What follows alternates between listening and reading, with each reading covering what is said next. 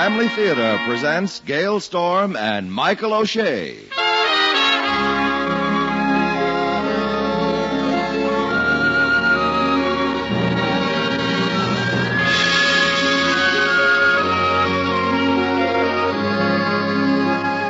From Hollywood, the Mutual Network, in cooperation with Family Theater, presents Hackie, starring Michael O'Shea. And here is your hostess, Gale Storm.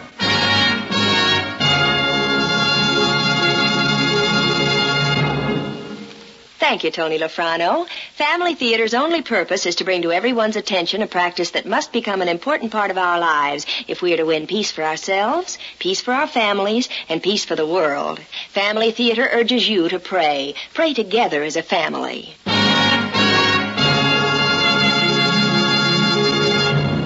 And now to our transcribed drama, Hackie, starring Michael O'Shea as Hank.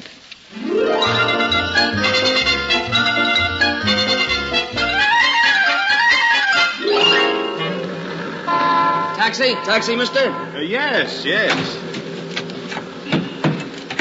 Where to? Madison Square Garden. Right.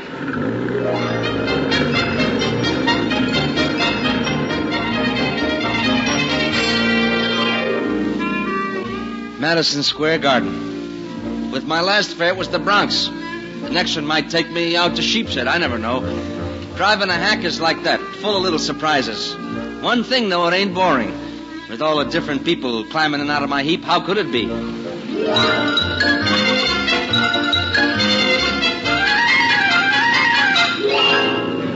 Say, driver. Yeah. Traffic always this heavy around the garden on a fight night? It is when there's a title bout. You want out at the main entrance, mister? Yes. No, this will be the first time I've ever been to Madison Square Garden. Oh, it's a great place.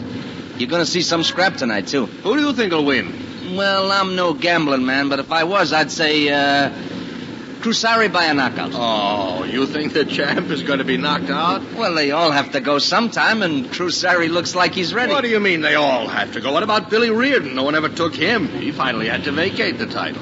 Well, there's a lot about Reardon never made the record book, mister. Okay, here you are. Oh, good. How much do I owe you? $1.35. Uh-huh. There you go. Keep the change. Oh, thanks. Well, I hope you back the winner. Here, I got the door. Yeah. Say, that thing you said about the record books, about Reardon, was there a time he got licked? No, I was just talking through my hat. He was a real great fighter. Oh, yes, the greatest. Well, thanks again, driver. Yeah, so long.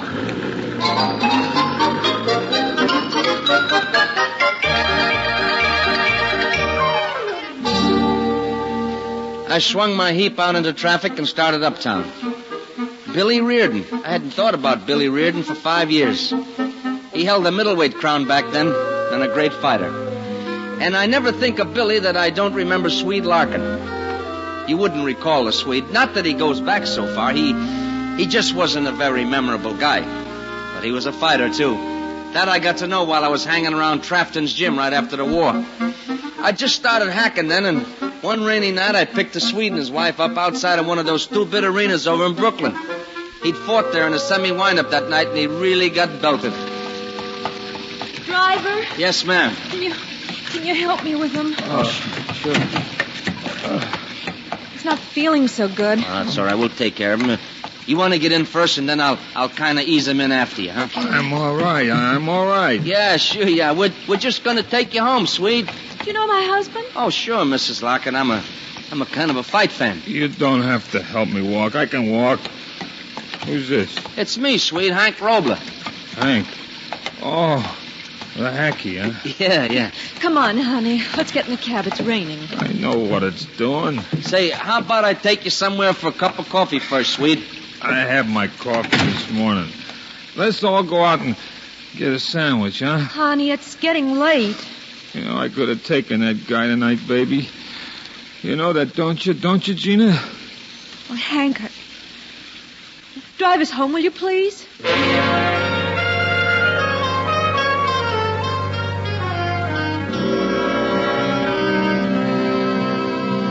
That was the first time I ever saw the Swede like that. Punchy. The talk around Trafton's was that a few years back he looked like a comer, but he just never arrived. combination of bad luck and bad handling. It's kind of hard to tell about those things. Swede lived in the third-floor walk-up down on West 10th Street. He'd passed out by the time we got there, and I had to help his wife, Gina, get him upstairs. Okay, champ. Here we go. You bet your life I'm a champ. I could beat the pants off that punk Reardon, you hear me? Sure. Clear as a bell, champ. Beat the pants off him. He's no champ. Do you think you can get him into the bedroom, Hank? Yeah, sure. Say, it looks like someone shoved some mail under your door there. Huh? Oh, yeah. Yeah, I'll get it, thanks. Okay, Swede, what do you say? Let's go nighty-night, huh? They got me fighting a lot of tankers, that's what. When I ought to get a crack at the title. Yeah, it's a tough life. Reardon's no champ. Takes a good punch, but he's no champ. That's right. Okay, swing around a little. That's it. Now, just sit down on the edge of the bed, huh? Takes a good punch, but I could beat the pants off him. Go to sleep, Swede. Night, Mommy. Good night, honey. I think you'll be all right now. I don't know what's going to happen to him. He's a good fighter. He used to be. Sure. It's just the breaks, you know. Will you have some coffee? I got a pot on the stove. Why, thanks. Yeah, I'd like some. It will just take a minute. Oh, there's no rush. There's not much business on the street at this hour. Give me a chance to dry out me feet. That letter you saw under the door, it's from Swede's mother. She writes every week, trying to get him to give up fighting and come home. Oh? Where's home? Wisconsin. They got a farm right outside Racine. Dairy farm. He was brought up there. I've seen pictures of the place. Well, he'll go back. He can't go on fighting forever. Oh, you don't know Swede. He thinks he can win the title. Well, that's a pretty big jump from where he is right now. He's almost 30, isn't he? 31. He can't take it much longer. I don't want him to wind up on that farm 5 years from now, shot to pieces, and that's the way it'll end if he doesn't get out pretty soon. Yeah. Gee, I wish I could think of some way to help you out. You know, everybody likes the Swede. He's a real good guy.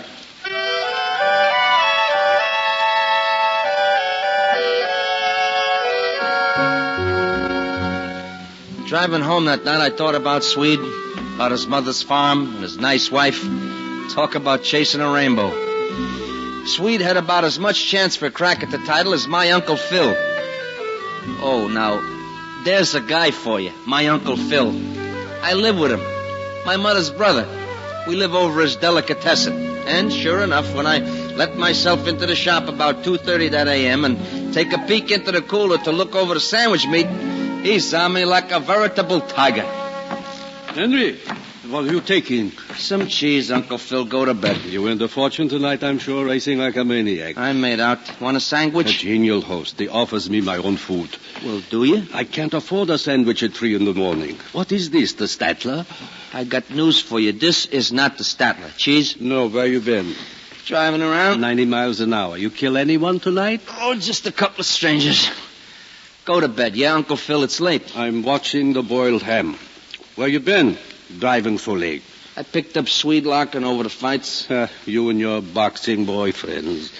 I get clobbered again, Uncle Phil. That's 3 in a row. What kind of a life do you call that? It's nothing to brag about. Oh, but Swede's got a place to go to. Farm in Wisconsin. Why doesn't he go? Cut me a small slice of the ham. Because he wants to be the champ. Champ, a fine career for a man knocking people down. That's the same line you're in. Yeah, but he don't get paid by the mile. Here, is that enough? Too much. Look, Henry, I appeal to your instincts of self-preservation. It's no crazier being a prize fighter than Hackie. Oh, Uncle Phil, come on. We've been all over So this. Larkin has a farm waiting, so you have the shop? Uncle Phil. I'm not going to live forever. Who takes this place, then? Look at the inventory. Look at the refrigeration. Uncle Phil, listen.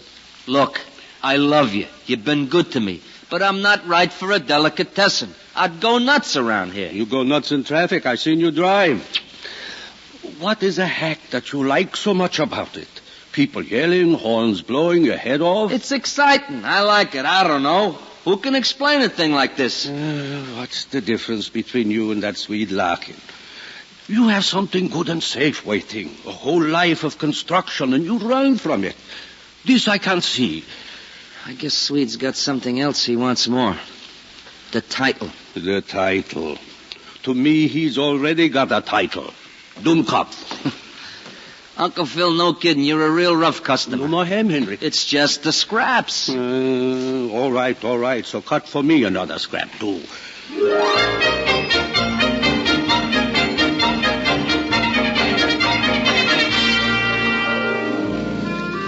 I'm driving nights then, so I didn't get into Trafton's gym for a couple of days, and I'd just about forgotten the Swede and his wife, and the farm that was waiting for him, when I happened to pick up Hackie Samatini over on 3rd Avenue. Hackie's a trainer now, but 25 years ago, he was one of the best lightweights in the game.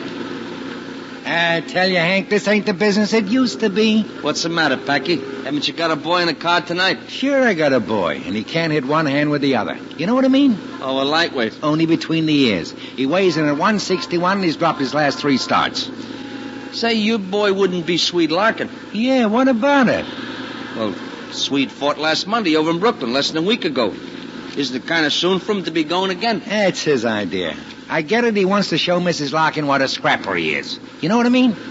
You mean Gina, his wife? Nah, his mother. She's from Wisconsin, and the Swede wants her to see him go. Well, I don't get it. His mother's supposed to hate prize fight. Well, she ain't gonna have much of it to watch tonight. Swede's on the card for 6 rounds with Mugger Odell. Oh, murder. That ain't good. That Mugger can really go. Nah, by me it's a bad match, but what can you do? Say, listen, Packy, could you get me in there tonight? Into the fight? Sure. Well, how about the Swede's locker room? Could you get me that far? I think so. After all, I've been training him. I ought to have something to say in the matter. You know what I mean?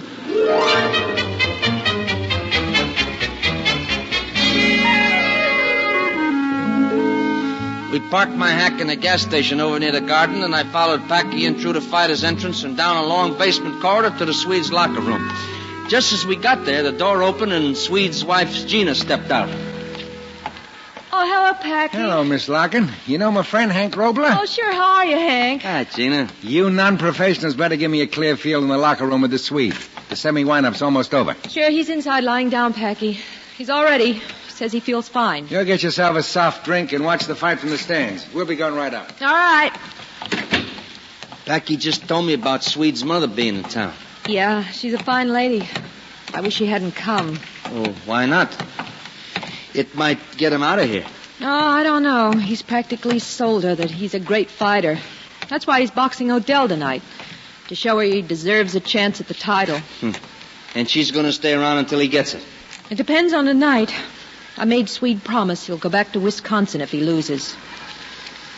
I think he can start packing. Really? Yeah, Gina, the mugger's fresh. He hasn't fought for a month. I hate to say it, but I think he's better than the Swede, too. It's disloyal, I guess, but I hope you're right. Say, by the way, where's she at, his mother? Up in the stands. Hey, it sounds like the end of the bout. Why don't you go on up there? I'll bring you a boat of root beer, huh? Oh, thanks, Hank, but I don't want to see the fight. I'm sick of watching him get beaten up. Well, you want me to take you back to the locker room? Swede's probably up in the ring by now. Yeah, all right. You know, it's funny. Huh? Losing this fight will be the best thing that ever happened to Swede. Yeah. Except that it'll break his heart. Now, you gotta stop worrying, Gina. It is...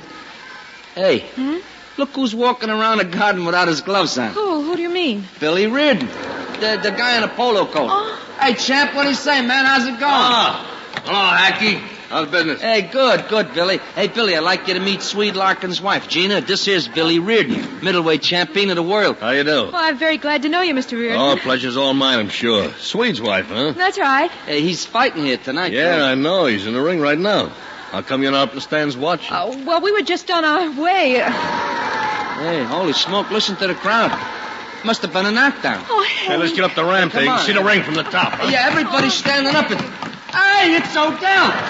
It's Odell who's down. Yeah. Swede knocked him down. Oh, down and out looks to me. Odell ain't even moving. The count's up to 4. Oh, 5. I can't believe it. 6. He must have hit him with a ring ball. Swede. Look at that. 9. Oh, no, look at that. 10.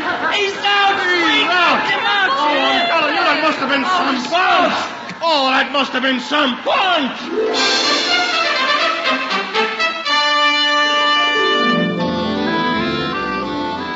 I want to tell you, I think that was the second craziest night I ever spent in me whole life. Well, after a fight like this, there has to be a celebration. So I calls up my Uncle Phil and told him to break out the ham and cheese. Swede's mother was so excited she had to go home and take a sedative. But the Swede and Gina, even Packy came along. It was quite a bash for something held up over a delicatessen. Come on. Who's for more salami? Mrs. Larkin? Oh, no, Uncle Phil, thanks. And call me Gina. Gina, that's a lovely Italian name. I went with an Italian girl once with the name Marie. Oh? Hey, Uncle Phil, we're out of ham again. To whom I should have married and left this delicatessen. Hey, you want me to go downstairs and cut some ham? I'll cut. You slice ham like it was lamb chops. Excuse me, Gina. Oh, sure. Hey, give me that, Gina. I'll put some ice in it. Oh, thanks. If Swede's still out in the kitchen, will you ask him to come in, Hank? Yeah, you bet. Swede, face the facts. Face facts. I hit Odell harder than he's ever been hit. That's fact number one. Yeah, but Odell ain't Reardon. Besides which, it was a lucky punch. Lucky punch. Ain't you got eyes in your head? Hey, Packy, Swede, come on. This is no time for a Brannigan. We're having a party, hey. There's no talking to this guy. Hank, all I keep telling the Swede is that one hard fight don't put you out for a crack for the crown. I could lick Reardon. I'd fight him for nothing, just to show And you. I'm saying you haven't got a chance for the bout. Now go back to Wisconsin and put the thought out of your mind. Say, Swede, Gina was asking for you out in the living room. Okay. Stick around, Packy. I want to talk some more about this. I'll be here. Packy? Yeah, Hank? Hey, something a Swede just said gave me a crazy idea. That guy's got derisions of grandeur. Yeah, but now look, he said he'd be willing to fight Reardon for nothing, didn't he? Just to prove he could lick him? What's the connective? What are you getting at? Well, you know Reardon pretty good, don't you? Hey, now, wait a minute. Let me finish. The answer is no. No. You know what I mean? No. Will you let me finish? You don't even know what I'm going to tell you. So I said what I was going to say, and after a lot of head shaking, Packy finally decided to give it a try. Next morning, I picked him up in my heap and drove out to Billy Reardon's house in Queens. Packy explained the idea to Billy, the three of us sitting around his kitchen table, and then we sat back, not knowing whether he'd laugh his head off or throw us out through the back door. You guys, you wouldn't be trying to pull a funny on me, would you? Didn't I tell you, Hank, it was a waste of time? No, I ain't said no yet. No, I'm just wanting to find out, is this on a level? This is on a level, Billy. Yeah. You want me to fight a private bout with the Swede? But private. Just the participators and their seconds. Plus Swede's wife and his mother. Yeah. They got to see it, or the gag isn't worth anything. That's right. And I'm supposed to take a fall so the Swede can leave happy for Wisconsin, thinking that he really KO'd me. Yeah. Bill, I know it sounds kind of nuthouse, but, well, they'd never get him back to that farm any other way. Not until he's so punch-drunk it's too late, Bill. Yeah. Now, you see, I'd be willing to box with this Swede, Sure. you know. Carry him for the 5 rounds or something. Make him look good, you know what I mean? I don't like taking a fall, even for a gag. Might get out. It won't, Billy. That I can guarantee. Because I'll tell the Swede if it does, that we'll lawsuit him and his mother out of farm and barn. You know what I mean? I really don't think you got anything to worry about there, Billy. The Swede just wants to prove to himself that he can lick you. If he thinks he's done it, then he'll go quiet like, you know? Yeah. All right. When do you want to do it? Billy, you're a great man. You understand I'll have to clear this with my manager first, you know. Sure, you name the place and the time, and we'll have the Swede ready to go. This is real big of you, Bill. I hope you know how much we appreciate it. Oh, go on. I think I know how the Swede feels, you know. Besides, he's a nice guy.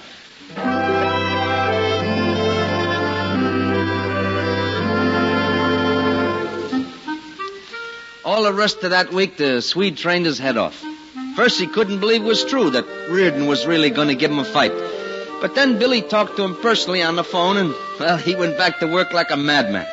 Everything was on the QT, of course, and Swede had promised on his honor, win, lose, or draw, that he'd leave for Wisconsin the day after the fight. So, when the big night finally arrived, Uncle Phil and I drove out to the little gymnasium in Corona that was supposed to be closed for the season.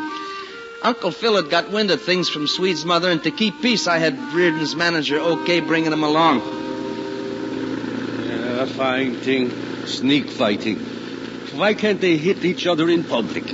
I already told you 20 times, Uncle Phil, because it's unofficial and Reardon don't want no publicity. Maybe your Mr. Champion Reardon is afraid Swede can beat him down, and that's why it shouldn't be in the papers? Look, I don't know what he thinks, Uncle Phil. I'm just telling you what he said.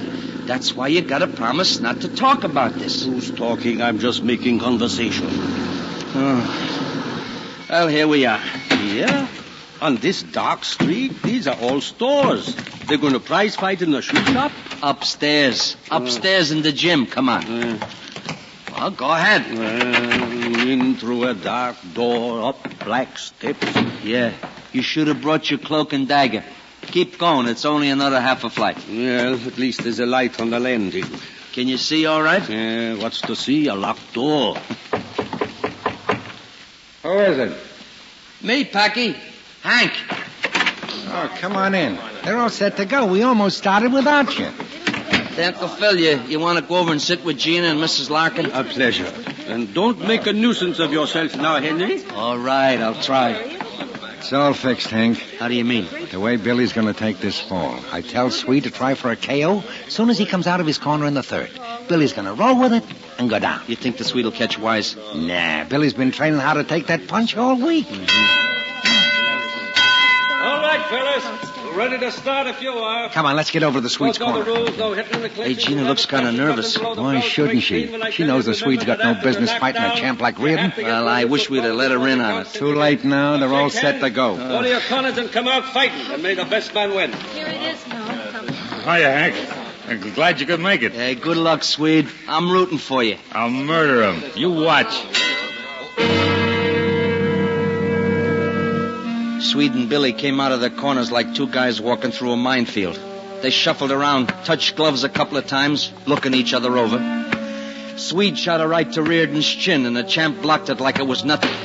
Then Billy drove a low one into the Swede's breadbasket and tied him up over in the far corner. It went on like that for the next 3 minutes. Punch, block, counter-punch, hardly any damage done on either side. And all the time, over the whole place, a hush like you never heard in a church. Just the hard breathing of the two fighters and the sound of their gloves slapping off one another. Even when the round was over, nobody clapped or yelled, did nothing. Billy and Swede just turned and walked back to their corners. You're doing great, Swede. You're doing great. Yeah. Now, feel him out for another round.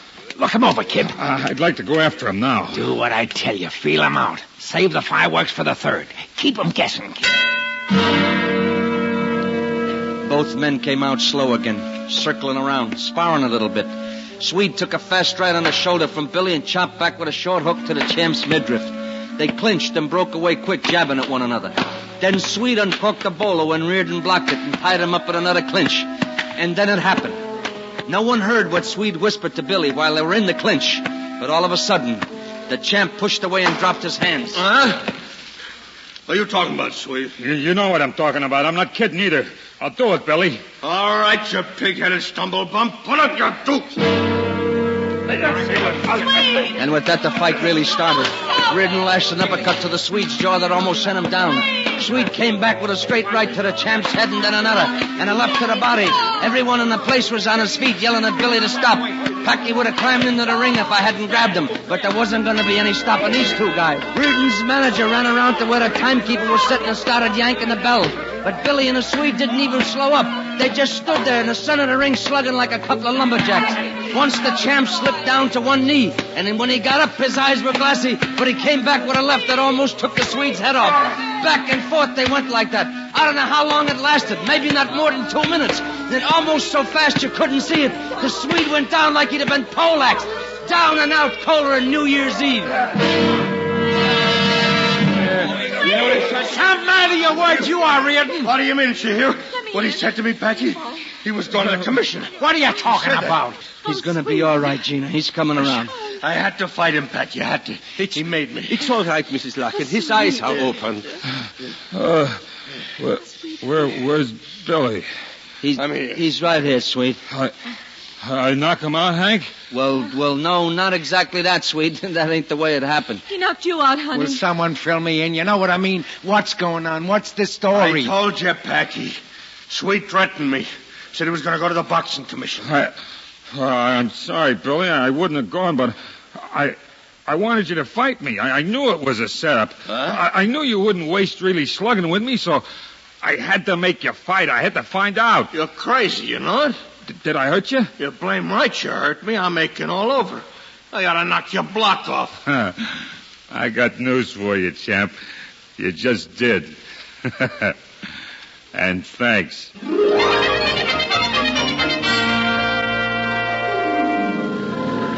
Well, that's the story I think of any time Billy Reardon's name comes up. The guy that held the middleweight crown back then. I hear from Gina and the Swede now and again, back in Wisconsin, running a dairy farm. And my Uncle Phil always tells me maybe I should go out and get some sense beat into me like that. So I'll know enough to come into the delicatessen. Yeah, well, not yet, Uncle Phil. Not as long as I can drive around the big town here and look at the lights and see the people. I guess I just like it. Being a Hackie, I mean.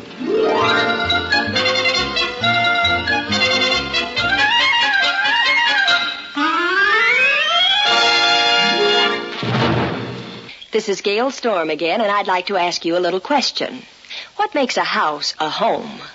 Go ahead, try to count the things that make your house home. You might think of the smell of cooking, the colors used in your interior decoration, the lighting of the rooms, the fireplace, and even the comfort you find in your favorite chair. But take stock again in a slightly different manner. Try this. Imagine it with only yourself in it.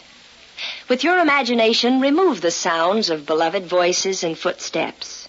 Remove the very consciousness of the presence of your loved ones and try to feel just for an instant that you're completely alone in your house, that there's no one for you to share it with. You see, it's the family, not the house, that's important. Love and unity in the family, the warmth and comfort of the family are among the greatest gifts of God.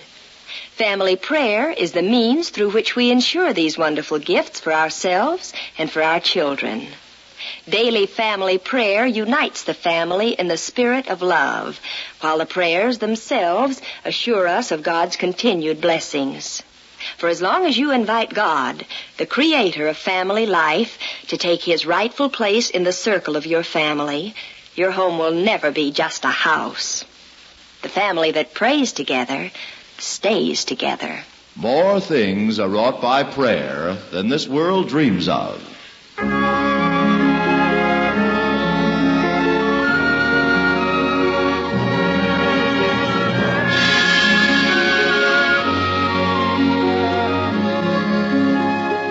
From Hollywood, Family Theater has brought you transcribed Hackie, starring Michael O'Shea. Gail Storm was your hostess. Others in our cast were Gene Bates, Larry Dobkin, Herb Butterfield, Frank Gerstle, and Joe Forte. The script was written and directed for Family Theater by John T. Kelly, with music composed and conducted by Harry Zimmerman. This series of Family Theater broadcasts is made possible by the thousands of you who feel the need for this type of program, by the Mutual Network, which has responded to this need, and by the hundreds of stars of stage, screen, and radio who give so unselfishly of their time and talent to appear on our Family Theater stage. To them and to you, our humble thanks.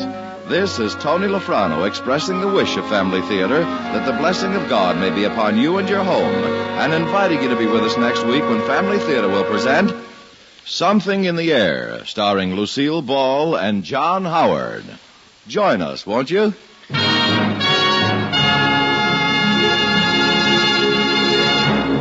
Family Theater is broadcast throughout the world and originates in the Hollywood studios of the world's largest network.